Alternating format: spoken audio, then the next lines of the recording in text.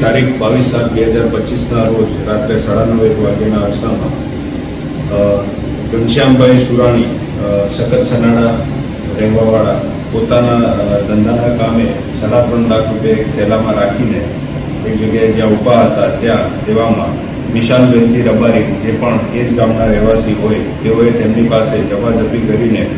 આ 3.5 લાખ રૂપિયા કરેલો થયેલો બળજબરીપૂર્વક ચૂકવી લઈ BNS કલમ 304 મુજબનો ગુનો કરેલો હતો, જે ગુનો રાત્રે 12 વાગ્યાને 5 વાગે જાહેર થયેલો હતો. ત્યારબાદ LCB પેરોલ ફંડો તથા મોરબી સિટી એ ડિવિઝનની ટીમે ત્વરિત ગુનો શોધી કાઢવા માટે હ્યુમન સોર્સિસથી બાતમી મેળવીને આ આરોપીને પકડી પાડેલ હતો અને જેમાં 3.5 લાખ જે કુલ રકમ હતી ગુનાની તેમાં 100% રિકવરી કરી મોરબી સિટી એ ડિવિઝન પોલીસ સ્ટેશનને આરોપી તથા મુદ્દામાં સોંપેલ છે. અને આ જે આરોપી છે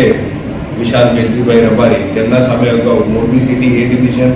રાજકોટ શહેર, અમદાવાદ શહેર તથા મોરબી તાલુકા પોલીસ સ્ટેશનની અંદર પણ